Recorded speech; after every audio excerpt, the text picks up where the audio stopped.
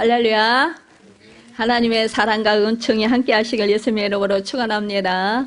예, 오늘 말씀의 제목은 주님 안에서 사랑으로 믿음의 열매 맺는 하나된 공동체라는 제목으로 함께 말씀을 나누면서 하나님의 말씀을 듣도록 하겠습니다. 이 디모데 전후서는요, 교회에 대한 하나님의 가르침이 많이 나와요.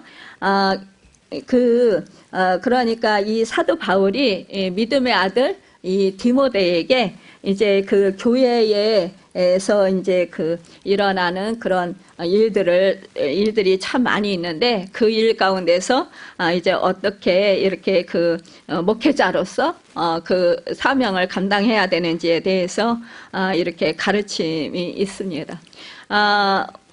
제가 이제 우리 호산나 교회 공동체를 위해서 이제 기도할 때에 하나님께서 정말 우리 교회에서 어떻게 하나님이 우리 교회를 향한 그런 뜻이 무엇인지 이렇게 여쭤보았어요.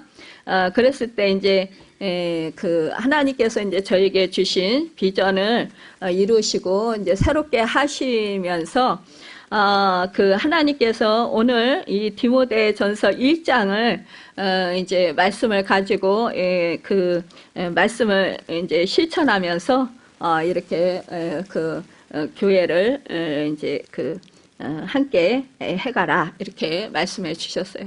그래서 오늘 이 말씀을 전하게 되었습니다. 오늘 디모데전서 1장 3절에 보면 내가 마가도냐로 갈 때에 이렇게 너를 권하여 에베소에 머물라 한 것은 어떤 사람들을 명하여 다른 교훈을 가르치지 말며라고 했습니다. 바울은 1절에서 자신을 그리스도 예수의 사도라고 소개해요. 이 디모데 개인에게 보내는 편지였다면 자신의 직분을 이렇게 소개할 필요가 없었을 것입니다. 이루어 보아서 이 편지는 디모데만을 위해서 쓴 것이 아니라 그러니까 이 교회에 에베소 교회에 이제 함께 또 같이 성도들과 함께 보라고 쓴 편지라는 것을 우리가 알 수 있습니다. 이 사도 바울은 그래서 자신의 권위가 이 그리스도로부터 왔다라는 것을 천명하고 있어요. 이 디모데를 에베소에 머물게 한 이유는 다른 교훈을 가르치는 자들 때문이라는 거예요. 그러니까 다른 교훈이 있다라는 것은 바른 교훈에서 빗나가는 교훈을 뜻합니다. 이 다른 교훈은 디모데전서 6장 4절에서 5절에 보니까 그는 교만하여 아무것도 알지 못하고 변론과 언쟁을 좋아하는 자니 이로써 투기와 분쟁과 비방과 악한 생각이 나며 마음이 부패하여지고 진리를 잃어버려 경건을 이익의 방도로 생각하는 자들의 다툼이 일어나느니라 라고 말씀하고 있어요. 그러니까 서로 언쟁을 좋아한다라는 거예요. 그리고 디모데후서 2장 23절에 보면 어리석고 무식한 변론을 버리라 이에서 다툼이 나는 줄 암이라. 우리가 이제 어떻게 어떠한 문제를 가지고 변론을 하다 보면은 다툼이 일어난다라는 거예요. 그러니까 교회가 시끄러워지고 또 교회가 어려워진다라는 거죠. 디도서 3장 9절에 보니까 그러한 어리석은 변론과 족보 이야기와 분쟁과 율법에 대한 다툼을 피하라. 이것은 무익한 것이 헛된 것이니라 그랬습니다. 그러니까 우리가 이 교회에 이제 공동체를 이루게 하신 것은 뭐예요? 주님께서 머리가 되시고 우리는 모든 주님의 몸을 이루는 지체들입니다. 그래서 성령 안에서 우리가 하나 된 예수 생명을 받은 말하자면은 우리 몸을 이루고 있는 사람들이라는 거예요. 그런데 이런데 서로 이제 다투게 되면은 서로 고통을 받을 뿐이라는 거죠. 골로새서 2장 8절에 누가 철학과 헛된 속임수로 너희를 사로잡을까 주의하라. 이것은 사람의 전통과 세상의 초동학문을 따르며 그리스도를 따름이 아니니라 그랬어요. 그러니까 그리스도를 따라야 되는데 그리스도를 따르는 게 아니라 세상의 가르침, 세상의 이치, 그런 것들을 따른다라는 거죠. 그러니까 이 사람이 살아가면서 이제 그 전통과 유전 이런 것들을 따른다라는 거죠. 그러니까 사람들이 그동안 살아왔던 그러한 경험, 또 그러한 그 판단, 그러한 그 가치관 이런 것들로 살아간다라는 거죠. 세상 가치관 이런 것들. 에베소 1장 9절 10절에 보면 그 뜻의 비밀을 우리에 알리신 것이요 그의 기뻐하심을 따라 그리스도 안에서 때가 찬 경륜을 위하여 예정하신 것이니 하늘에 있는 것이나 땅에 있는 것이 다 그리스도 안에서 통일되게 하려 하심이라 라고 말씀하고 있습니다. 그러니까 뭐예요? 우리는 그리스도 안에서 우리가 정말 언제나 하나가 되어야 된다라는 것입니다. 그러니까 하나님의 말씀 안에서 하나가 되고 예수 그리스도의 생명으로 하나가 되고 성령으로 하나가 되고, 그러니까 예수님은 하나가 되기를 위해서 하나님께 기도하셨어요. 그러니까 우리도 그 예수님이 기도하신 대로 우리가 하나 되기를 힘써야 되는데, 이렇게 그 교회에서 하나 되는 것을 자꾸 가르는 것들이 있다라는 것입니다. 이것을 주의해라라는 거죠. 오늘 본문 4절에 보니까 신화와 끝없는 족보에 몰두하지 말게 하려 함이라 이런 것은 믿음 안에 있는 하나님의 경륜을 이름보다 도리어 변론을 내는 것이라 이렇게 말씀하고 있습니다. 여기서 말하는 신화는 꾸며낸 근거 없는 어리석은 말을 말하는 거예요. 그러니까 헬라어 원어로 하찮은 것이라는 단어를 사용합니다. 그러니까요, 끝없는 족보는 족보 자체를 문제 삼는 게 아니라 쓸모없는 이야기와 논쟁에 빠지는 것을 말씀하는 거예요. 이러한 논쟁은 하나님의 경륜을 이루지 못하고 논쟁만 하게 된다라는 것이죠. 그러니까 우리의 논쟁이 경건에 도움이 되는지, 그래서 우리가 늘 고민하면서 우리가 대화를 하더라도 해야 된다라는 것입니다. 어떠한 의견을 내더라도 내야 된다라는 거예요. 디모데전서 6장 20절에 보니까 디모데야 망령되고 헛된 말과 거짓된 지식의 반론을 피함으로 내게 부탁한 것을 지키라 라고 했어요. 그러니까 우리에게 지금 말씀하시는 거예요. 망령되고 헛된 말과 거짓된 지식의 반론을 우리가 피해야 된다라는 거예요. 그러니까 참 이게 어떤 사람이 자꾸 얘기하면 그거 안 들을 수 없잖아요. 그러나 그것을 우리가 우리 교회 안에서 이런 얘기는 하지 맙시다. 이렇게 하면서 우리가 주 예수 그리스도 안에서 정말 주님 얘기하고 우리가 믿음 얘기하고 또 하나님이 기뻐하시는 말을 합시다. 이렇게 영적인 얘기를 합시다. 우리가 이렇게 바꿔서 얘기할 수 있어야 된다라는 것입니다. 오늘 본문의 5절에 보니까 이 교훈의 목적은 청결한 마음과 선한 양심과 거짓이 없는 믿음에서 나오는 사랑이거늘 이렇게 말씀하고 있습니다. 이 교훈은 사랑의 열매를 맺는다라는 것입니다. 그러니까 교회만큼 사랑에 대해서 참 다양하게 해석되는 단어는 없을 거예요. 대부분 많은 사람들이 교회는 사랑이 많을 거야 이렇게 생각하고 이제 교회로 왔어요. 그런데 생각보다 이 교회는 사랑이 없네? 이렇게 말하면서 이렇게 그건 사랑이 아니잖아 이러면서 이렇게 얘기를 할 수 있다라는 거죠. 여러분, 우리 교회들이 지금 사랑이 없어. 그래서 참 세상보다 더 못해. 이런 소리도 듣기도 합니다. 그러니까 우리 믿음의 사람들이 그 사랑이라는 말은 많이 하고 또 알고는 많이 있어요. 그러나 사실상 실천하지 못한다라는 것입니다. 성경이 말하는 사랑은 하나님 사랑, 이웃 사랑을 말씀해요. 그것은 이제 십계명의 두들파는 올바로 실천하는 삶이라고 볼 수 있어요. 그런데 우리가 사랑을 구체적으로 이제 말씀해 주신 고린도전서 13장 4절에서 5절에 보면 사랑은 오래 참고 사랑은 온유하며 투기하는 자가 되지 아니하며 사랑은 자랑하지 아니하며 교만하지 아니하며 무례히 행치 아니하며 자기의 유익을 굳이 아니하며. 그러니까 이러한 사랑을 우리가 실천하며 살아야 되는데 사실상 이렇게 실천하며 사는 사람이 우리 믿음의 사람들 중에서도 그렇게 많지 않다라는 것입니다. 그래서 교회가 지금 이렇게 사랑이 없다라고 하면서 교회를 이렇게 다니던 사람들조차도 교회를 떠나가는 안타까운 일들이 많이 있다라는 것입니다. 요한복음 13장 34절에 보니까 서로 사랑하라. 내가 너희를 사랑한 것 같이 너희도 서로 사랑하라. 이렇게 말씀하셨습니다. 이렇게 사랑하려면 이런 사랑은 뭐냐? 청결한 마음에서 온다고 그랬어요. 그러니까 주님을 깨끗한 마음으로 부르는 자들과 함께 의와 믿음과 사랑과 화평을 쫓으라. 디모데후서 2장 22절에 말씀하고 있습니다. 그러니까 뭐요? 깨끗한 마음, 청결한 마음, 오직 주님을 믿는 그 의의 마음, 그것을 따라서 우리가 정말 주님이 행하신 것처럼 그렇게 사랑과 화평을 쫓는 사람들이 되어야 된다는 것입니다. 또한 선한 양심으로 사랑할 것이니라고 했어요. 선한 양심을 가지라. 이는 그리스도 안에 있는 너희의 선행을 욕하는 자들로 그 비방하는 일에 부끄러움을 당하게 하려 함이라 라고 말씀했습니다. 그러니까 오늘 본문 사랑은 어디로부터 시작되는지에 대해서 말씀하는데 이렇게 청결한 마음과 선한 양심 또 거짓 없는 믿음에서 나온다고 말씀하고 있습니다.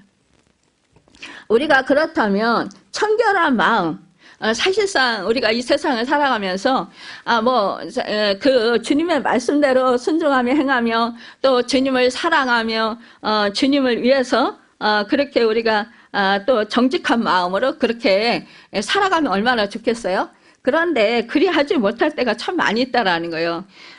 시편 51편 10절에 보면 그래서 이 시인은 하나님께 이렇게 기도했습니다. 하나님이여 내 속에 정한 마음을 창조하시고 내 안에 정직한 영을 새롭게 하소서. 아멘.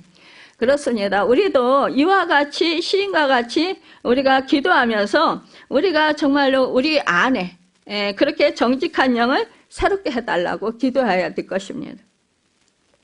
또한 내가 그 정직한 그런 마음을 가지려고 또한 내 마음을 주님께로 드려야 된다는 것입니다. 이 청결한 마음도 하나님이 그런데 주셔야 하는 것을 우리가 알 수 있어요. 사실상 우리가 청결한 마음을 가지려고 참 애쓰잖아요. 그럼에도 불구하고 청결한 마음이 생기지 않을 때가 있어요. 자꾸 막 그냥 딴 생각이 나고 또 어떤 일을 또 미워하는 생각이 들기도 하고 또 어떠한 일에 있어서 자꾸 이제 그 주님 생각보다 말씀을 생각하고 우리가 행하는 것보다 그냥 세상적으로 이렇게 그 우리의 문제되는 것 이런 것들을 자꾸 생각하게 될 때가 많이 있다라는 거예요. 그러니까 그런 것들을 채우면은 뭐예요? 하나님을 보지 못한다라는 거예요. 하나님과 친밀한 사이가 될 수 없다라는 것입니다.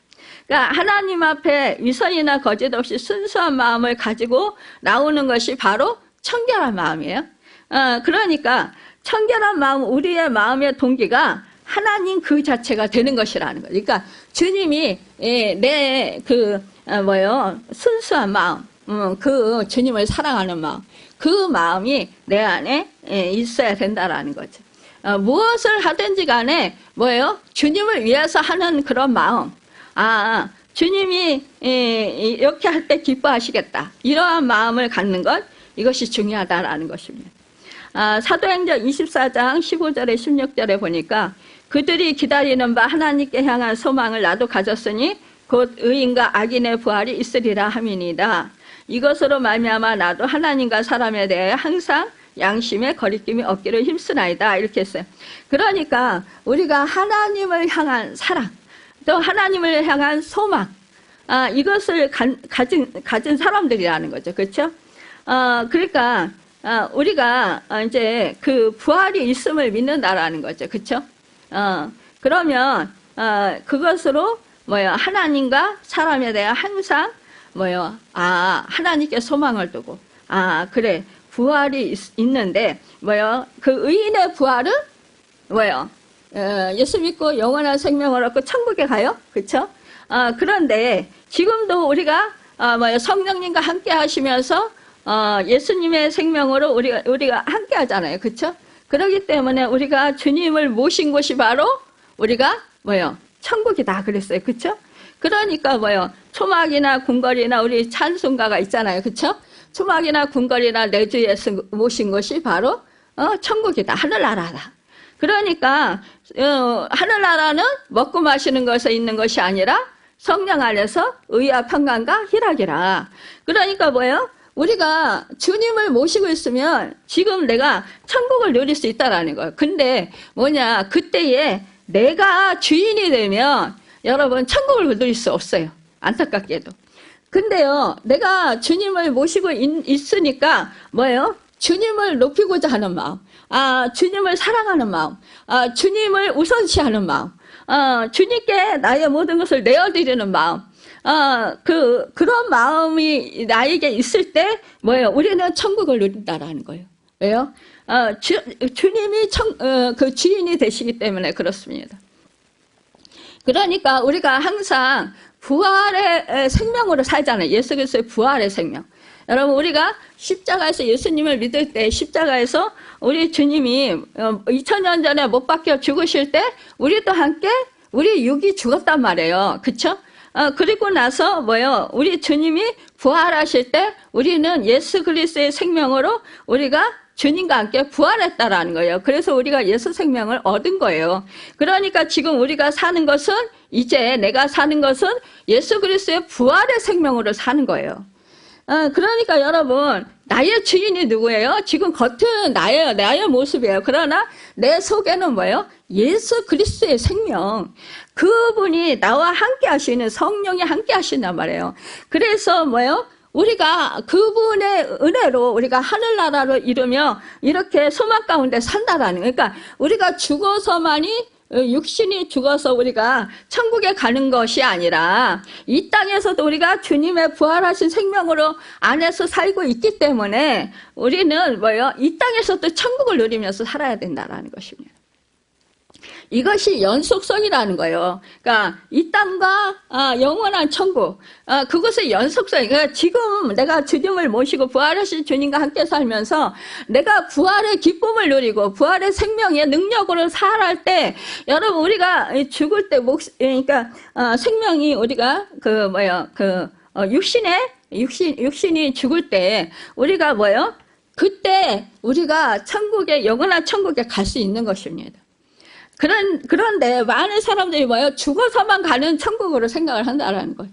이 땅에서는 그냥, 이 세상에서 속해서 살고 있으니까, 육신을 입고 살고 있으니까, 지금 뭐 우리는 이 세상 속에서 산다. 물론 우리는 그래서 이 세상에서는 나그네 인생이라고 하는 거예요. 우리가 이 땅이요, 우리가 갈 본향이 아니에요. 이 땅은 임시 거처하는, 여러분, 그러한 곳에 불과하다라는 거예요. 그런데 마치 이 땅에서 영원히 살 것처럼 우리는 이 땅에 목숨을 걸고 산다라는 거죠. 이 땅에서 내가 무엇이라도 조금만 이제 누구에게 좀 비유상하는 얘기만 들어도 우리는 마음이 상해가지고 막 모든 걸 다 그냥 귀찮게 여기고 막 짜증내고 그러면서 막 분노하고 그냥 힘들어한다라는 거. 근데 이것은 뭐예요? 결국은 이러한 것을 느끼는 것은 결국은 내 속에 뭐예요? 부활, 예수 그리스도의 부활 생명이 함께 하시다라는 것을 잊어버릴 때예요. 생각을 놓칠 때란 말이에요. 그리고 뭐예요? 나 자신에게 초점이 맞춰져 있고 내 자신의 감정과 내 자신의 지금 현재 당하는 그런 상황, 이런 것들에 우리가 마음이 뺏겨 있기 때문에요. 그렇기 때문에 우리는 걷잡을 수 없이 자꾸만 내 스스로가 자신을 보호하려고 하는 그러한 마음을 가지고 행한다라는 것입니다. 여러분, 이거 아파요. 사실상 이렇게 하면. 저도 어저께 조금 아팠어요. 왜냐? 우리 인간은요, 참 자기가 듣기 좋은 말만 듣고 싶어요. 근데 조금이라도 이제 조금 거슬리는 얘기를 들으면, 그 마음이 좀 비유가 상하는 거예요. 그러니까 감정이 상하는 거예요. 그런데 저는, 그때 어떻게 처리를 했는지 아세요? 그래. 다 주님이 하셨어. 주님이 하셨잖아요. 내 안에 부활의 주님이 내 주인이잖아요. 그쵸? 그러면 내가 행한 것 같지만 다 주님이 하셨어요. 그러니까 나는, 여러분, 내가 그거 했어. 이렇게 하고 알아주길 바라는 것은 뭐예요? 나를 앞세우는 거예요. 주님보다. 근데 내세우는 거예요. 그런데 주님이 부활하신 주님이 하셨어. 그러면 주님이 하셨어. 그러면은 뭐예요? 내가 그 어떠한 이 공로가 없다라는 거예요. 여러분. 내가 칭찬받을 공로도 없는 거예요. 응? 내가 어떠한 그런 안 좋은 소리 들었다고 해서 사실상 기분 나빠할 일도 없는 거예요. 근데 우리는 조금만 나한테 기분 나쁜 소리 들으면 우리는 거기서 감정이 상해요. 여러분, 이것은요, 내가 스스로를 여러분 지키려고 하는 보호의식 속에서 이게 일어나는 거예요. 근데 그렇게 되면 뭐예요? 내가 나를 지킬 수 있을까요? 여러분, 못 지켜요. 우리는 능력이 없어요. 그럼에도 불구하고 우리는 다 각자 자기를 자기 스스로 지키려고 해요. 상처 안 받으려고 그러고.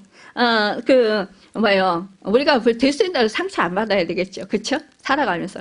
그렇지만, 여러분, 우리가 어쩔 수 없이 상처 받을 때가 있어요. 왜냐하면, 나는 그런 뜻으로 얘기 안 했는데 상대방이 오해해서 잘못 알아들어서 그것을 곡해해서 괜히, 이렇게 상처를 주는 말을 한다든가, 아니면은 따진다든가, 이렇게 되면은 사실상 마음이 힘들어지잖아요. 그쵸?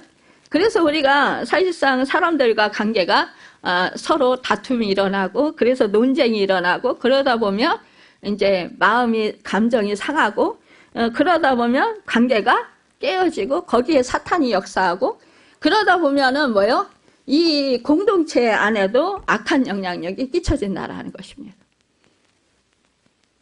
여러분, 우리가요, 회복, 치유되려면은요, 우리가 정말 축복을 받으려면은요, 하나님과의 관계도 치유되고 회복되고 화평하게 되어야 돼요. 또한 사람과의 관계도 치유되고 회복되고 화목하게 돼야 돼요. 그래야 열려요. 축복의 문이. 사탄의 역사도 어찌할 수가 없습니다. 그런데 우리가 이 어느 것 하나라도 하나님과 나와의 관계에서 화목이 깨졌든가, 아니면 다른 사람과 나와의 관계에서 화목이 깨져 있으면요, 사탄은 역사를 합니다. 그러면서 이 하나님이 주시고자 하시는 그 축복이요, 나에게 올 수 없습니다. 기도 응답도 마찬가지입니다. 그러니까 우리가 내가 축복을 받고 싶으면은요, 우리가 화목해야 돼요. 화평을 이뤄야 돼요. 우리 주님이 하나님과 우리가 모든 인간이 아담의 후손으로서 그 원죄가 있잖아요. 다 죄인이라고 했잖아요. 그런데 이 죄인들이 정말 이 죄인들과 하나님 사이가 가로막혔었잖아요. 휘장이. 그쵸? 그런데 이 죄로 인해서 죄담이 막힌 거예요. 그러니까 화목이 없어요. 그러니까 우리는 그 화목이 없을 때는 물론 우리 하나님이 그래도 그 백성들, 이스라엘 백성들을 사랑하셔서 그 제물을 대신해서 그 죄가 전가되어서 그 죄가 제물이 되고, 그래서 하나님이 그 제물을 받으시고 제사함의 은혜를 주셨어요. 그래서 그래도 하나님과 이 이스라엘 백성들과 화목을 이루기에는 그런 은혜를 베풀어 주셨다라는 거예요. 그런데 그것을 우리 예수님이 완전한 제물이 되셔가지고, 그래가지고 단번에 우리 모든 인류의 죄악을 다 죄를 사해 주시는, 그런 죄값을 치르시는 그 은혜를 베풀어 주셨다라는 거죠. 이것이 우리에게 엄청난 축복이라는 것입니다. 왜요? 하나님과 우리가 죄로 인해서 막힌 답이 헐어졌다라는 거예요. 그러니까 예수님이 십자가에서 죽으실 때, 운명하실 때, 그때 위에서부터 아래까지 이렇게 휘장이 찢어졌단 말이에요. 그쵸? 그러면서 이 죄로 인해서 막혔던 그 휘장이 찢어지면서 하나님과 인간 사이가 화목하게 되었다라는 거예요. 회복이 되었다라는 거예요. 여러분, 그러면서 하나님을 우리가 이렇게 제사장을 통하지 않고 우리 보고 왕 같은 제사장이라고 칭해 주시잖아요. 우리가 직접적으로 하나님 은혜의 보좌 앞으로 나아가서 우리가 기도할 수 있는 것, 대면할 수 있는 것, 이것이 바로 우리가 축복이라는 것입니다. 여러분, 그런데 이것을 우리가 계속해서 지켜나가야 된다는 거예요. 근데 내가 이것을 뭐예요? 자꾸 가로막는 그런 일을 하면 뭐예요? 내 스스로가 내가 복을 받는 것을 여러분 말하자면은 거절하는 게 될 수도 있고 내가 미련해서 그것을 거부하는 것이 될 수 있다라는 것입니다. 여러분, 그래서 우리는요, 자신을 위해서라도 빨리빨리 우리는 화해해야 돼요. 하나님과의 관계에서와 사람과의 관계에서. 여러분. 그래서 어저께 저에게 하나님께서 그동안에 이렇게 저하고 조금이라도 이렇게 혐의가 있거나 뭐가 이렇게 기도하면서 걸리는 것이 있으면 화해하게 하시는 거예요, 하나님. 그 말씀을 주시는 거예요. 이러한 것들이 네가 이제 깨달아지면 그 사람과 가서 화해를 하라. 네가 이제 내가 너에게 준 비전을 이루기 전에 이런 말씀을 주셨어요.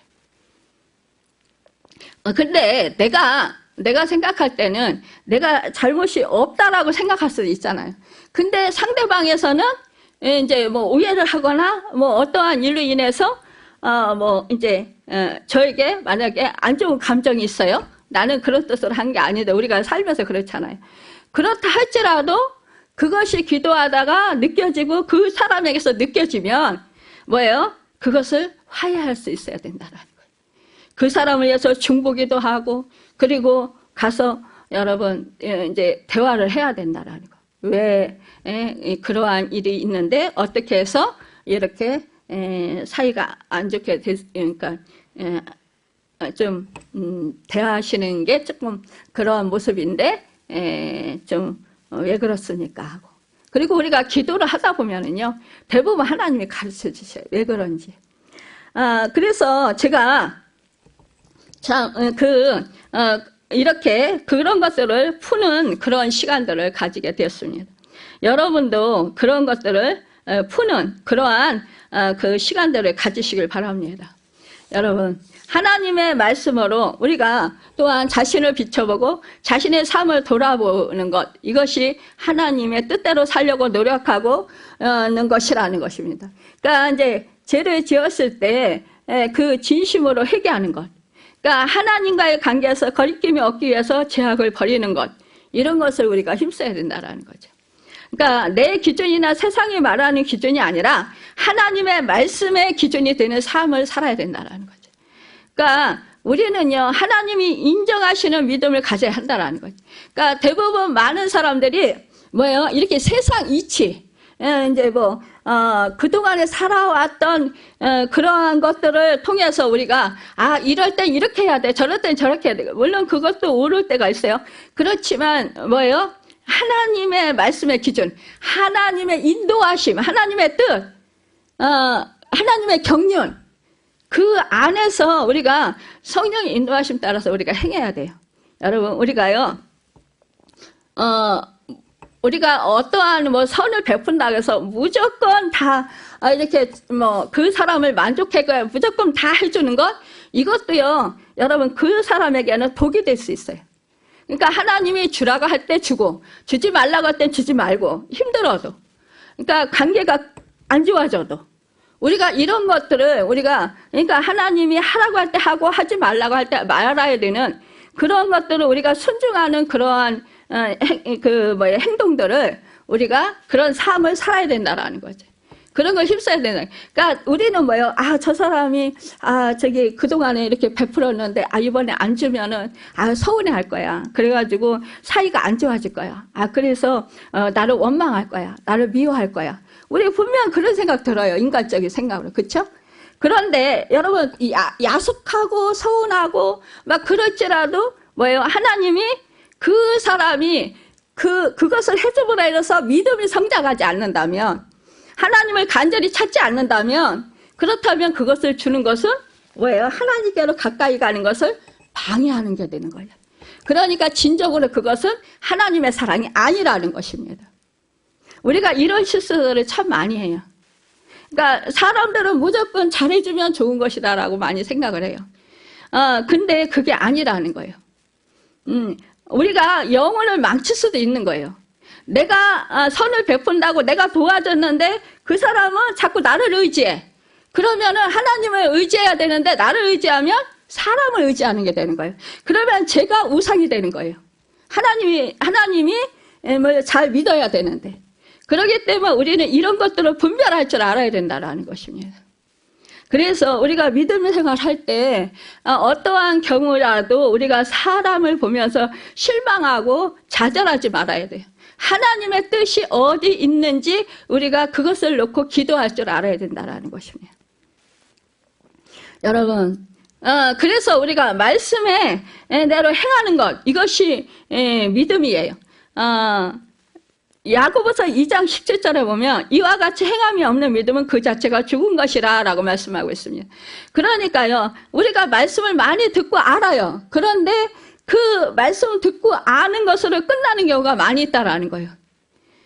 그런데 우리가 말씀을 듣고 그 즉시 내가 행할 수 없는 상황이라도 뭐요? 내 안에는 부활하신 주님이 있어요. 생명, 영원한 영원한 세계를 움직일 수 있는 그런 주님, 여러분, 예수 그리스도, 하나님, 성령님이 나와 함께 하시잖아요. 그러니까 나는 할 수 없지만 그분의 능력으로 나는 얼마든지 할 수 있다. 내게 능력 주신 자 안에서 나는 모든 것을 할 수 있다. 이 말씀을 붙들고 우리는 행할 수 있어야 된다라는 것입니다. 그럴 때 하나님의 역사하심, 하나님의 능력이 나타나서 내가 할 수 없는 그 일을 하나님께서 하시는 것을 우리는 목격을 하면서 부활의 역사, 하나님의 놀라우신 그 역사를 우리가, 기적의 역사를 우리가 보게 된다는 것입니다. 그럼 우리는 그것을 한 번, 두 번 경험하게 되면 나중에는 믿음이 점점 성장하게 됩니다. 야고보서 2장 26절에 보니까 영혼 없는 몸이 죽은 것 같이 행함이 없는 믿음은 죽은 것이니라 라고 말씀했어요. 믿음과 행함은 분리될 수 없어요. 그러니까 믿음은 말로 증명되지 않고 삶으로 증명됩니다. 이러한 삶에서 사랑이 시작된다라는 거죠. 그러니까 단순히 감정적 지지나 폭발적인 기쁨만을 말하지 않아요. 오히려 성령이 충만하면 여러분, 이 기도원에서 막 부흥회 가서 막 기쁘고 즐겁고 막 환상을 보고 막 이런 것도 물론 성령이 충만함의 그러한 것이 될 수 있지만, 여러분 진짜 성령이 충만하면 여러분 마음이 평온한 그 자체예요. 잔잔해요, 여러분. 그리고요, 아주 단순해집니다. 복잡하지 않아요, 성령은요. 그리고 이것저것 막 이렇게 생각이 안 돼요, 여러분. 그래서 고요해요. 이것이 진정한 성령 충만함이에요. 그러니까 어떠한 상황에도요, 우리가요, 감정이 휩쓸리지 않아요. 성령이 충만함. 그냥, 뭐라 그럴까. 하나님이 붙들어 주셔서요, 그 마음이요, 그냥 이렇게 강직하고, 또 그러면서 부드러우면서도, 온유하면서도, 이러한 마음들이 돼요, 여러분. 그러니까요, 우리가, 이럴 때 무슨 논쟁을 하겠어요, 그쵸? 그러니까, 여러분, 그냥 우리가, 그냥 입 다물고, 조용히 있게 된다라는 거예요. 이렇고 저렇고 말할 이유가 없는 거예요, 사실상. 왜요? 주님 안에 성령이 충만함 있으니까 그것으로서 그냥 만족한 거예요, 여러분. 그냥 주님과 그냥 함께 있다라는 그 자체가 좋은 거예요. 그것으로서 만족하다라는 거예요. 그러니까 사람이 이렇고 저렇고 말한다고 거기에 그냥 개의치 않게 된다라는 거죠. 감정이 소모를 시킬 필요도 없고 내 감정을 빼앗길 이유도 없다라는 것입니다. 그래서 우리가 평안하게 살 수 있습니다. 6절에서 12절 사이면 많은 사람이 율법의 선생이 되려고 한다라는 거예요. 그러니까 남을 칭찬하고 세워주는 말은 세심한 관찰과 노력이 필요하지만 그 율법으로 지적질하고 손가락질하는 것은 훨씬 쉽고 그냥 편안해요, 그렇죠? 그러니까 율법을 사람들이요, 막 그냥 쉽게 그냥 지적질하고 판단하고 이렇게 말하고 이렇게 한다라는 거예요. 율법을 싫어하는 이유는 그래서 그렇다라는 거죠. 율법을 외치는 사람은 많은데 그것을 삶에서 실천하는 사람은 적기 때문이라는 거예요. 여러분, 오늘 본문 9절에 말씀하고 있습니다. 알 것은 이것이 율법은 옳은 사람을 위하여 세운 것이 아니요 오직 불법한 자와 복종하지 아니한 자와 경건하지 아니한 자와 죄인과 거룩하지 아니한 자와 망령된 자와 아버지를 죽이는 자와 어머니를 죽이는 자와 살인하는 자며, 그러니까 10절에 그러다 음행하는 자와 남색하는 자, 인신매매하는 자, 거짓말하는 자, 거짓 맹세하는 자와 기타 바른 교훈을 거스리는 자를 위함이니. 그러니까 뭐예요? 율법은 옳은 삶을 위해서 세운 것이 아니라 여러분 불법한 자와 복종하지 않은 자들을 위한 것이라고 말씀하고 있어요. 그러니까 율법은 계명을 지키지 못하는 사람을 위해서 율법적인 설교를 듣고 마음에 찔리는 사람은 어떻게 보면 양심이 여린 사람이라고 볼 수 있어요. 응? 그렇죠? 어떻게 보면 하나님의 은혜가 임한 사람이라고 볼 수 있어요.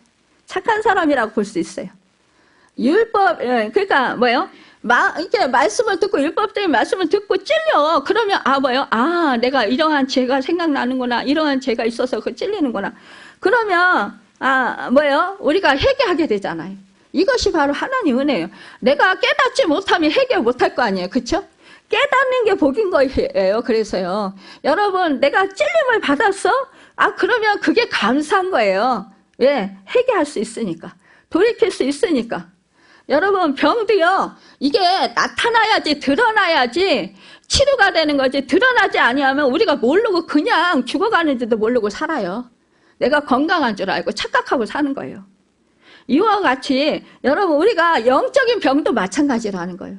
영적인 병이 내가 들었어, 죄로 인해서. 그러면 그것이 말씀을 들을 때 찔려 아파. 당연히요. 말씀은 혼과 영과 간절과 골수를 찔러 쪼개기까지 우리의 생각과 마음을 감찰하시는 그런 말씀이라고 했잖아요. 그러니까 뭐예요? 우리의 그런 생각과 마음 다 아시고 그런 말씀을 줬어. 찔렸어. 그러면 하나님이 이거 내가 문제가 되니까 고치라고 하시는 거구나. 고치면 되는 거예요. 여러분, 회개하면 되는 거예요. 돌이키면 되는 거예요. 그러면 내가 더욱더 성숙된 믿음의 사람이 되고 더욱더 성숙된 하나님이 기뻐하시는 사람이 될 수 있다는 거예요. 주님의 제자가 될 수 있고 주님의 형상을 이룬 주님의 성품을 닮은 그러한 믿음의 사람이 될 수 있는 거예요. 또한 믿음의 그릇이 더 커지는 그런 사람이 될 수 있는 거예요. 여러분. 그러니까요. 나에게 손해가 아니라는 거예요. 이것은 그래서 여러분 기쁨으로 우리가 받아야 하는 말씀이에요. 사랑하는 자가 그런 걸 느끼는 거지. 만약에 정말 믿지 않는 사람들이 이런 말씀을 할 때 대부분 잘 못 깨달을 경우가 많이 있잖아요. 여러분. 그래서 뭐라고 하니까 율법의 선생이 되려면 자기 자신에게 먼저 적용하고 실천해야 한다는 거예요. 그러니까 지적을 잘하는 사람을 두려워하지 말고 그가 말씀한 대로 잘 살고 있느냐를 우리가 살펴봐야 된다는 거죠. 그래. 지적을 막 계속하는 사람이 있어요. 그러면 저 사람은 정말 지적한 대로 잘 살고 있나? 살펴보라는 거예요. 그런데 자기는 못 살아. 그러면서 이렇게 지적하는 사람도 있어요, 여러분. 그러니까 그런 사람들을 두려워하지 말라는 거예요. 그가 말씀대로 잘 살지 못하면서 여러분 지적하는 거는 뭐예요? 그것은 참으로 불쌍한 사람이죠. 그렇죠? 그 사람 자신도 불행한 사람인 거예요. 그거는. 그러니까 우리는 그거 살펴보고 그렇게 할 때 정말 우리가 딱 당신도 실천하지 못하면서 그렇게 지적하지 마세요. 이렇게 얘기하면 싸우자고 하자 갈 거 아니에요. 또 어떤 사람은 그래요? 제가 잘못했네요. 이러면서 정말 또 용서를 빌고 사과를 하는 사람이 있겠지만 그러나 그렇지 않은 사람들이 많다라는 것입니다. 그럴 때 대부분 화를 낸다거나 내가 당신을 잘되게 해주려고 그러는데 당신이 왜 그렇게 말을 안 듣냐 이렇게 하면서 이제 화를 내는 그런 사람들이 있습니다. 저도 그런 경우가 있을 수 있습니다. 그래서 여러분 이 자리를 빌어서 여러분에게 사과를 드립니다. 그런 일이 있다면 죄송합니다. 여러분 정말 저도 부족해서 그렇고 정말 이렇게 우리 인간은 다요 죄성이 있어서 그렇습니다. 저도 이렇게 말씀을 전하면서도 말씀을 이 맡은 자가 책임감이 얼마나 무거운가 이거를 저는 많이 깨달아요. 그래서 내가 이런 줄 알았으면 진짜 목회자가 되지 않았을 수도 있었을 텐데. 이런 생각을 할 때가 있어요. 근데 뭐 하나님이 부르셨으니까, 뭐 이렇게 순종해서 여기까지 왔지만, 그만큼 책임감이 있다라는 거예요. 말씀을 전하고, 그것을 실천하지 못하면, 어떻게 해요? 너무 부끄럽잖아요. 또 너무 죄송하잖아요. 그래서 부담감이 사실상 많습니다. 설교를 하고 말씀을 전할 때. 그런데요, 참, 이래서 우리가, 참, 서로, 우리 인간은 다 죄인들이야. 그래, 저렇게 설교하는 목사도, 저희 인간 본성이 저렇게 나타나서 또 저렇게 실수를 하고 또 저렇게 죄를 짓는구나. 그럴 때 여러분, 우리가, 그 사람 왜 그래? 그러면서 그 사람 원망하고 불평하기보다, 여러분, 우리는 그때 어떻게 하라고 그랬어요? 그런 걸 알게 하고 깨닫게 하는 것은 기도하라고, 중보기도하라고 보여주시고, 알게 하시고, 깨닫게 하시는 거예요. 그러면 우리가 중보기도 하고 하나님께 맡기는 거예요. 내가 자꾸 판단하고 정죄하고 자꾸 욕하고 미워하고 원망하고 이래봤자 나만 손해라는 거예요. 그렇죠? 내가 묶이는 거예요. 나하고 그 사람하고 내가 미워하면 나하고 그 사람하고 묶이는 거고, 또한 그러니까 묶이니까 내 기도 응답이 하늘에 상달이 안 돼요, 여러분. 기도가. 그러니까 응답이 안 돼요. 축복의 문이 닫혀버린다라는 거예요. 그러니까 여러분, 축복의 문을 열려면, 우리가 사단의 역사를 물리치려면 내가 예수 이름으로 예수님의 권세를 힘입어서 물리치기도 하지만, 여러분 내가 묶고 있는 것들을 풀어야 된다라는 거예요. 그래서 우리 주님이 뭐라고 하십니까? 너희에게 무슨 예물을 가지고 와서 제단에 드리려고 하다가 누구에게 혐의가 생각나거든. 그러면 가서 그 예물을 제단 위에 놓고 가서 사화하고 그 사람과 화해하고 그리고 와서 예물을 드려라 이거예요. 이것이요, 화해가 돼야, 이 묶인 것들이 풀어져야 내 예배가 상달이 되고요, 하나님이 받으시는 거고, 또한 내가 기도할 때에 그 기도가 하나님이 받으시고 응답해 주시는 거가 된다라는 거예요. 근데 나는 자꾸 그 사람을 원망하고 미워하고 짜증내고 그러면서 내 기도만 들어주세요, 응답해 주세요, 이렇게 떼쓴다고 되는 게 아니라는 것이요. 내가 이 말씀대로 행하고 나서 내가 기도하고 기다려야 된다라는 거예요. 하나님의 기도 응답을, 여러분. 그래서요, 저 어저께 그런 생각이 나가지고 바로 그 사람과 풀고 화해를 했습니다. 이제 여러분과 저와 이제 풀고 화해를 해야 됩니다. 그래서 오늘 이 말씀을 이제 전하라고 하시면서, 그래요. 저와 여러분에게 묶인 것이 있다면 우리 이 시간 풀읍시다. 디모데전서 1장 13절에 말씀한다. 오늘 본문. 내가 전에는 비방자여 박해자여 폭행자였으나 도리어 긍휼을 입은 것은 내가 믿지 아니할 때에 알지 못하고 행하였습니다 라고 말씀합니다. 사도 바울은 비방자, 박해자, 폭행자였습니다. 여러분, 사실상 예수님을 믿는 사람들 핍박하고 폭력을 행사했던 자잖아요. 그러나 그러한 바울이 하나님의 은혜를 입어서 변화된 이유는 예수 그리스도를 만나고 다메섹 도상에서 호련히 밝은 빛 가운데 예수님을 만나게 되었기 때문이라고 고백하는 거예요. 현재도 여전히 그는 죄인 중에 괴수라고 고백할 정도로 자신의 죄의 깊이를 깨달았지만, 그러나 그러한 자신에 대해 주님께서는 일체 오래 참으심을 보여주시면서 오히려 충성된 대로 여겨서 직분을 맡겨주셨음에 감사하면서 하나님께서 주신 은혜는 그리스도 안에 있는 믿음과 사랑과 함께 넘치도록 이렇게 바울에게 풍성하게 주셨다고 고백하는 거예요. 이처럼 하나님의 은혜는요, 죄인의 과거를 씻고 새롭게 하시는 능력이 있다라는 것입니다. 우리가요, 아무리 과거에 잘못된 길을 걸어갔을지라도, 여러분, 내가 과거에 어떠한 죄를 지었을지라도 하나님의 은혜는 그 모든 것을 덮고 새로운 삶으로 인도하신다라는 거예요. 여러분, 우리가 그러한 죄가 있을지라도 뭐요?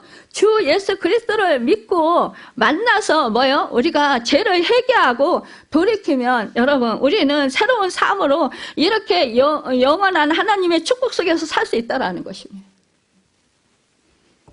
오늘 16절에 말씀하고 있습니다.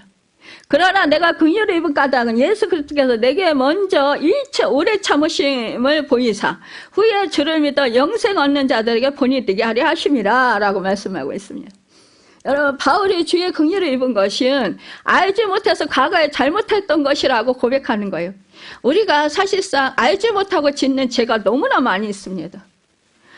그러니까 나는 잘하는 것 같은데 사실상 남들이 보면 야 저게 참 자기는 더 잘못하면서 저렇게 하네 이러면서 그런 말을 들을 경우가 많이 있다라는 거예요. 저도 그럴 수 있습니다, 여러분.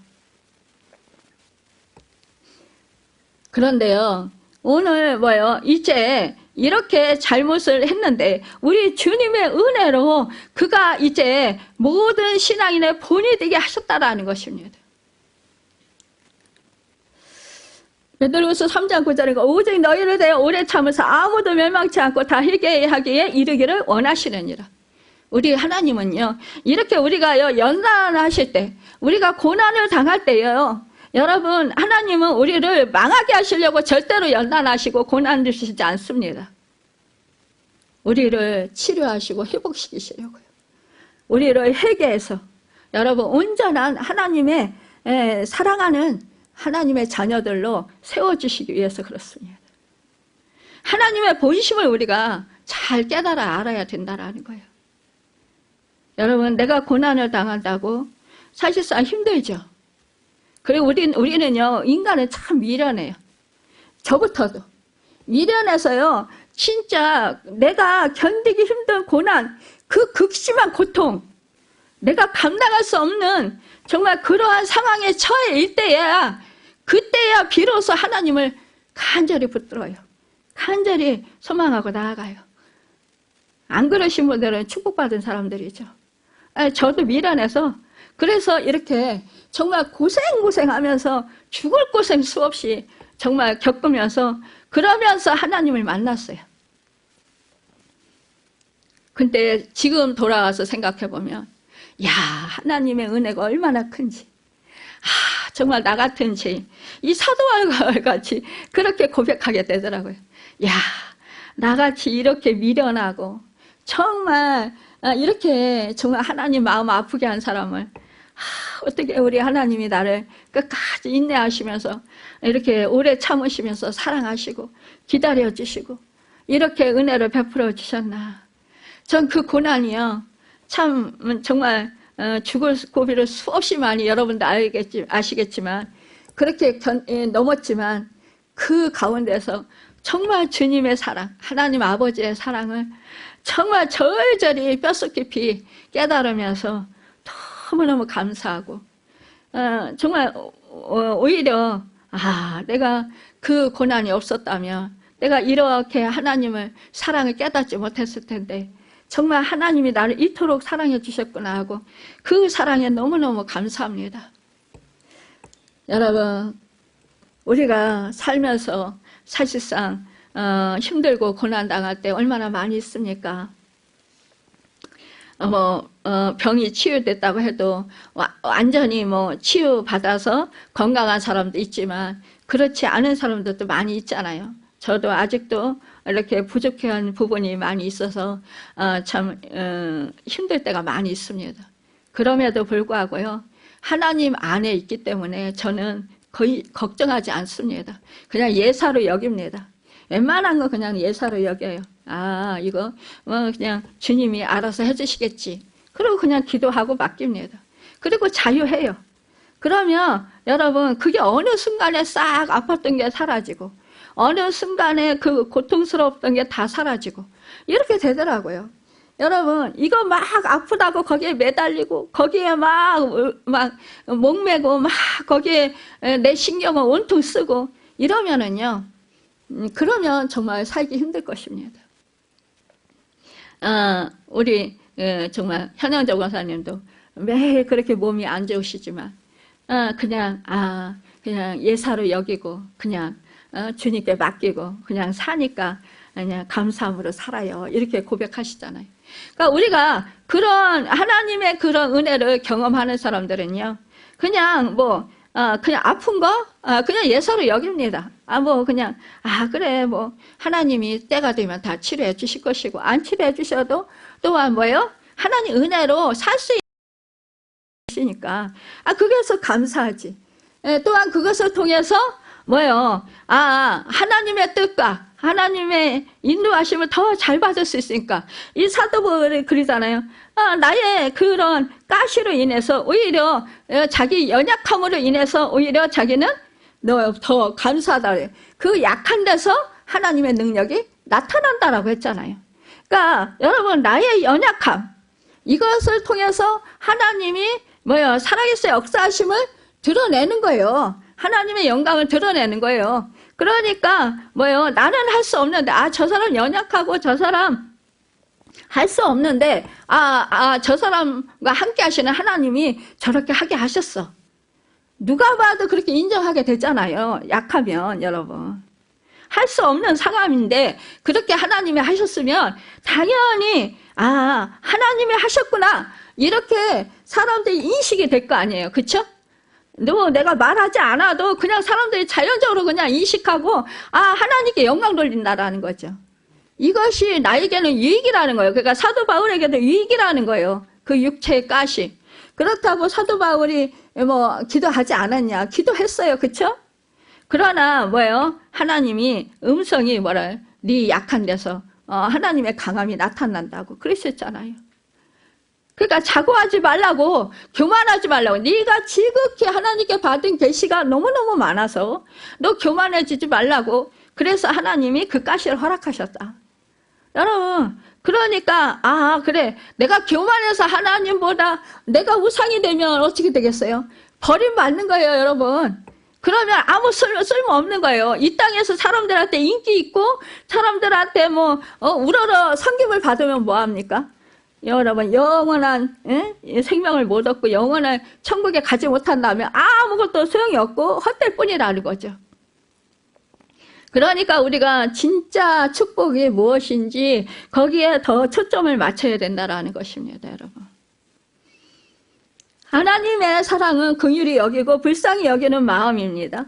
긍휼히 여기다는 불쌍히 여기고 가엾게 여겨 도와주려는 마음을 갖는 것을 말씀합니다. 여러분, 사실상 제가 어떤 때는 여러분의 인격을 존중하고 여러분의 입장에 대해서 생각하고 말하고 행동하고 했어야 하는데 그리하지 못해서 상처 준 것이 있다면 이 자리를 빌어서 제가 용서를 비니까 여러분 용서해 주시고 또한 그것에 의해서 상처된 거 푸시길 바랍니다. 우리가 서로가 서로 간의 인격을 존중해 줘야 돼요. 그러니까 같은 말을 하더라도 상대방이 입장이 돼서 상대방의 그 인격을 존중해 주면서 말을 해줘야 된다는 것입니다.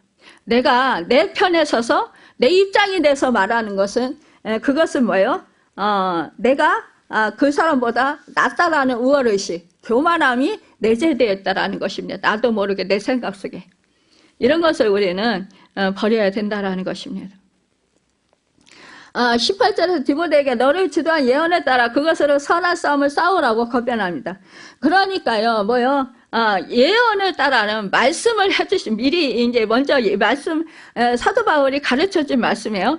이러한 싸움은 자기 욕망을 위해서 싸우는 것이 아니고, 어느 곳에서나 인간 세계는 더 높아지고자 하는 그런 욕망이 사로잡혀 다툼과 싸움이 일어나는데, 여러분, 우리가 정말 이렇게 선한 싸움, 주님을 위해서 싸우라는 것, 말씀을 위해서 싸우라는, 믿음을 위해서 싸우라는 것입니다.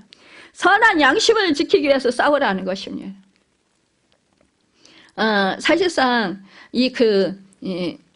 예수님의 제자 중에 정말 예수님이 사랑하는 제자, 사도 요한과 야고보, 얼마나 사랑합니까? 근데 예수님의 그 이모 아들들이잖아요. 그쵸? 엄마의 여동생 아들들. 그런데 정말 이 이모가 예수님 보고 주의 나라 임하실 때 하나는 우편에 하나는 좌편에 앉게 하소서 이러니까 그 제자들이 다 같이 막 화를 내고 막 그러면서 그 서로가 안 좋았잖아요. 여러분, 우리가 이렇게요, 이 공동체 안에서 높아지고자 하는 그런 욕심들이 있어요. 또, 정말, 그 지배하고자 하는 그런 마음이요. 그런 마음이 누구나 다 있어요. 이것을 여러분, 이런 마음이 될 때 우리는 마귀를 물리치고 여러분, 정말로 남을 구원해주기 위해 싸우는 것이 바로 선한 싸움이라 생각하고 우리는 그렇게 선한 싸움을 싸워야 된다는 것입니다.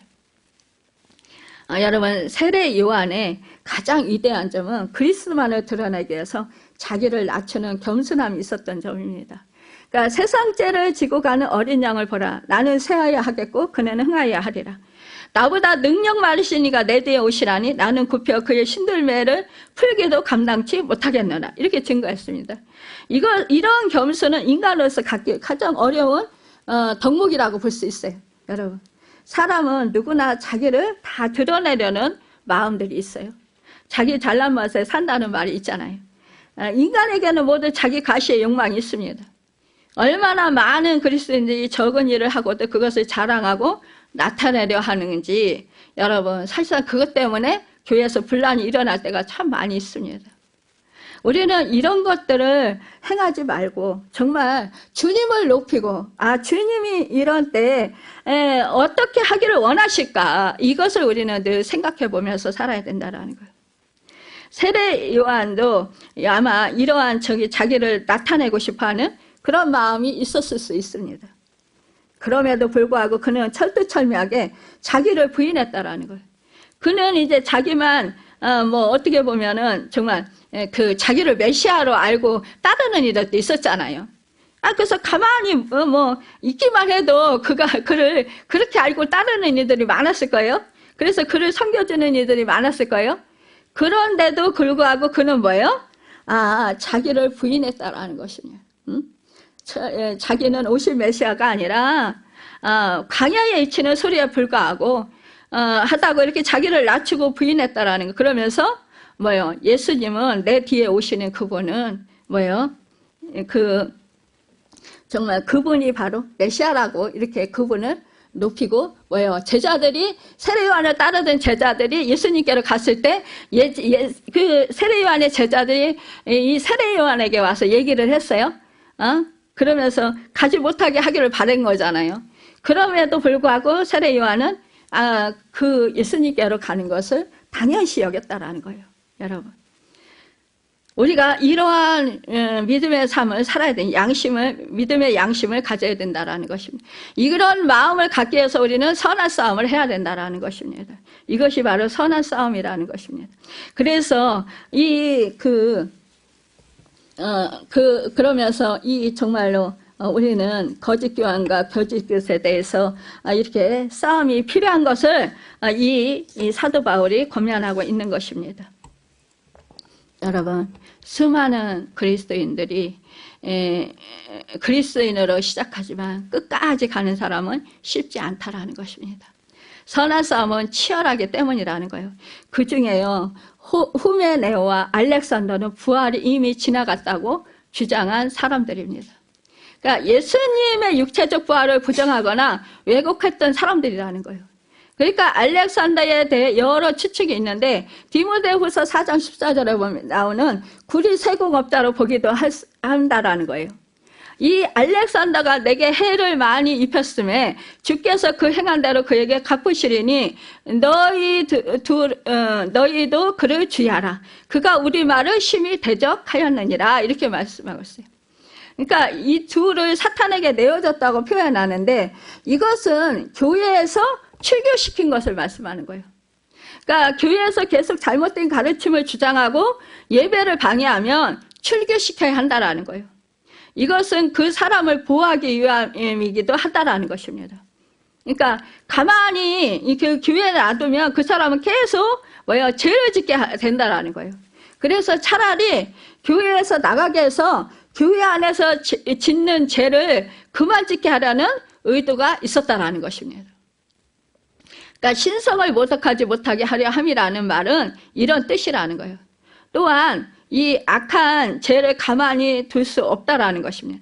계속 주의를 주고 권면해도 듣지 않는다면 다시 이 세상으로 돌려보내는 수밖에 없다라는 것입니다. 그러니까 싸움은요, 이렇게 여러분 우리가 참 치열하고 아픈 것이라는 거예요. 그러니까 이 싸움을 해야 한다라는 사실도 우리는 받아들여야 한다라는 것입니다. 우리는요, 절대로 디모데전서 1장 19절 20절에 나오는 이 후메네오와 이렇게 알렉산더처럼 양심을 버린 그런 파손된 믿음을 가져서는 절대로 안 된다라는 것입니다. 오늘 교훈에서. 또 디모데후서 3장 8절에 나오는 안내와 그 얀브레처럼 마음이 부패한 자들이 돼서도 안 된다라는 거예요, 여러분. 하나님은 세상의 창조주셔요. 우리는 이제 그의 피조물이고 그 하나님께 예속되어야 한다라는 것입니다. 그래서 이사야서 43장 7절에 이런 말씀을 하고 있습니다. 무릇 내 이름으로 일컫는 자 곧 내가 내 영광을 위하여 창조한 자를 오게 하라 라고 말씀했습니다. 그러니까 하나님은 자기 영광을 위해서 창조한 것이 사람이라고 분명히 말씀하고 있습니다. 그래서 하나님의 형상대로 우리 인간을 지으셨다고 말씀하고 있습니다. 우리의 삶엔 하나님의 그래서 영광이 드러나야 하는 거예요. 영광을 받으실 하나님을 믿는 것이 하나님께 영광을 드리는 것이고 하나님을 기쁘시게 하는 일이라는 것입니다. 그 하나님이 예수님이시고 우리가 죄에서 구원받을 길을 오직 예수 그리스도밖에 없다라는 것입니다. 여러분, 예수님이 재림의 주로 오심을 우리는 믿어야 합니다. 재림을 믿고 대비하는 믿음의 사람이 돼야 할 것입니다. 결론을 말씀드리면 우리의 믿음은 하나님의 말씀을 굳게 붙잡고 선한 양심으로 사랑을 실천하며 믿음의 싸움을 싸워가야 한다는 것입니다. 세상 속에서 믿음을 지키는 것은 쉬운 일이 아니에요, 결코. 그래서 주님은 우리에게 교회를 주셨습니다. 물론요, 교회 안에도 선한 싸움은 계속 된다는 것입니다. 본질을 추구하며 경건의 유익을 구하기 위해서 잘못된 교훈들을 과감하게 버리고 떠날 수 있어야 된다는 것입니다. 그러니까 우리는 하나님이 이 일을 기뻐하시고 이 일을 위해서 우리에게 믿음과 사랑을 넘치도록 부어주신다는 것을 믿어야 한다는 것입니다. 필요한 힘을 공급해 주시는 것, 이것을 믿으시길 바랍니다. 그러니까 두려워하지 말고 또 두렵더라도 여러분과 함께 하신 주님을 믿음으로 주님께 나의 의지를 드리고 싸워야 한다는 것입니다. 여러분, 내가 내 의지를 가지고 싸우려고 하면은요, 스스로 싸우려고 하면 집니다. 그렇죠? 질 수밖에 없어요. 그런데 주님께 나의 의지를 내어드리고요, 주님이 싸워주시면 반드시 승리합니다. 여러분, 선한 싸움은 여러분 주님을 높여드리는 거예요. 그러니까 마음의 상처로 인해 쓴뿌리가 깊이 박힌 사람은 예사말도 오해하고 억울해하고 상처를 받습니다. 상처가 없는 그런 그 아무 감정 없는 사람은요, 아무 감정 없이 그냥 지나가요. 그런데 우리가 내가 상처를 받았다 하는 사람들 대부분 보면은 예전에 상처가 있던 사람들이 상처를 받습니다. 그거 누가 상처를 주려고 해서 그게 받는 게 아니라 스스로가 받는다라는 것이에요. 그러니까 내가 상처를 잘 받는다 그러면 내 속에 예전에 이러한 상처가 있었구나라는 걸 깨닫고 그것을 하나님께 부르짖어 기도하십시오. 고백하면서요, 하나님께요, 탄식하면서 정말 탄원 기도를 하십시오, 여러분. 그러니까 나의 모든 그런 형편을 낱낱이 고하면서 나 이렇게 해서 이런 상처가 있었고요, 이렇게 해서 아팠어요, 이것이 내가 마음의 상처가 돼서 이게 해결이 안 돼서 이렇게 고통을 받고 있습니다. 하나님, 이 문제 하나님께 다 토설합니다. 토설기도를 하라는 거예요. 토설기도를 하면서 그러면서 낱낱이 하나님께 고하고 아리고, 그리고는 여러분 하나님께 다 내려놓고 나는 이제 나와서 자유하고 평안하게 하나님께서 그 문제를 해결해 주실 것을 믿고 살아가는 것입니다. 이럴 때 우리는요, 그 상처로부터 벗어날 수가 있습니다. 여러분, 그럴 때 성령님께서 아주 깨끗거리고 막 그냥 통곡하면서 울면서 막 그렇게 기도하게 시키실 때도 있어요. 막 몸부림치고 막 발버둥 치면서 기도시키실 때도 있어요. 왜요? 그만큼 내 속에 그 상처들이 눌린 상처들, 내 속에 내재하고 있는 이 상처들이요, 내 속에 꼭꼭 쌓여 있기 때문에 그렇습니다. 이게 풀어져서 나와야 되는데 이게 내 속에 밑에 마냥 마음, 가슴 밑에 밑바닥에요 아주 꼭꼭 쌓여 있기 때문에 그렇습니다. 여러분, 그래서 누가 탁 한 번만 건드리면, 누가 조금만 이렇게 그냥 뭐 이렇게 제스처를 취해도 그냥 그 상처들이 막 탁 드러나서 나와버리는 거예요. 그러면서 폭발하게 되는 거예요. 그러니까 그냥 어떠한 그런 사소한 말 한마디에도 막 화가 벌컥벌컥 나고 막 그래서 막 소리 지르고. 여러분, 이러한 것들이 바로 내 안에 그 상처가 치유되지 않아서 그렇습니다. 이것이 바로 내 쓴뿌리가 돼서 이 속에 깊이 박혀있기 때문에 그렇습니다. 하나님이 치유하실 때는요, 기도하다가도 이거 다 드러내십니다. 드러나면 내가 이 상처들을 직면하면 너무너무 아픕니다. 막 내가 견딜 수 없이 아파요. 근데 여러분, 그 아픈 그것을 하나님께 내어 맡기고 막 통곡하며 기도합니다. 나 이렇게 아픕니다. 나 이렇게 힘듭니다. 하나님, 이거 치료해 주세요. 도와주세요. 여러분, 우리가 마음의 상처가 이 속에 꼭꼭 내재해 있으면은, 이게 풀어지지 아니하면은요, 우리가요, 몸도 아프게 되고요, 내 환경도 열리지 않습니다. 그러니까요, 내 마음의 상처가 치유가 되어야 됩니다. 죄도 치유가 되고 내 상처도 치유가 되는 거예요. 이런 것들을 다 주님께 내려놓는 거예요. 다 고백하고요. 우리가요, 사람한테 하지 아니하면 누구한테가 내가 상처가 있으면 이거를 말해서 풀어야 됩니다. 근데 이거를 사람한테 말하면 사람들은 듣기 싫다고 하고요. 사람들은 받아주지 않아요. 그리고 또 오히려 말했다가 더 상처를 받는 경우도 있어요. 그러니까 사람한테 말하지 말고 하나님한테 토설하라는 것입니다. 그러면 하나님은 다 들으시고 그 문제를 깨끗하게 해결해 주신다는 것입니다. 여러분, 그래서 하나님과 나와의 관계에서 그 문제를 해결받고 치료받아서 평안하고 하늘의 기쁨을 누리면서 정말 성령 충만해서 하나님과 관계가 정말 더 친밀해지고 사람과의 관계도 여러분 화목을 이루는, 평화를 이루는 사람들이 되시길 바랍니다. 그래서 여러분 축복의 통로로 살아가길 바랍니다. 그러니까요, 상처도 받는 것도 내 책임이다, 이런 말도 있어요. 여러분, 결국은 내가 하나님과의 관계에서 이걸 풀지 못했기 때문에 결국 그것이 계속 내재해 있어서 이것을 계속 상처로 드러나게 됐다라는 것입니다. 그래서 여러분, 독대해야 한다는 거예요. 독대하면 하나님과 그렇게 토설을 하고, 그래서 내 상처들을 치료받고 그렇게 회복되고 하나님과 관계 치유되고 사람과의 관계 치유되고 환경과의 관계가 치유되고 화목하게 된다라는 것입니다. 그래서 내 가정이 살아나고 내가 살아나고 내 이웃이 살아나고 여러분 그렇게 살아나는 역사가 있게 된다라는 거예요.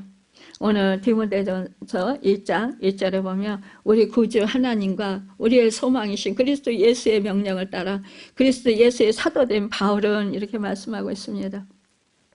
하나님은 우리의 구주가 되시고 예수 그리스도는 우리의 소망이 되십니다. 그러니까 사랑을 열매 맺는 믿음의 삶은 진정한 소망을 바라보게 해준다는 것입니다. 우리에게 소망이라고 할 것이 무엇이 있습니까? 그 어떤 소망도 영원한 것은 없어요, 이 땅에서. 왜 나를 믿으면 안 되냐고 사람들이 막 그렇게 말할 수도 있습니다. 나라는 존재는요, 수시로 바뀝니다. 생각이 바뀌고 마음이 바뀌고 행동이 바뀌고요. 우리는요, 인간은 누구나 다 변덕스럽습니다. 여러분, 아무리 변덕스럽지 않다고 하더라도요, 다 보면은요, 그 수시로 바뀌어요. 여러분, 그래서 나는 능력이 없습니다, 여러분. 나에 대해서도 나도 잘 모른다라는 사실을 인식하시고 나를 믿지 마시길 바랍니다. 그런데 어떤 사람들은 뭐 내 주먹을 믿지 뭐 이렇게 하나님을 믿냐 이렇게 말하는 사람도 있더라고요. 얼마나 어리석습니까? 여러분, 그러니까 우리는요, 절대로 나를 믿지 말고요.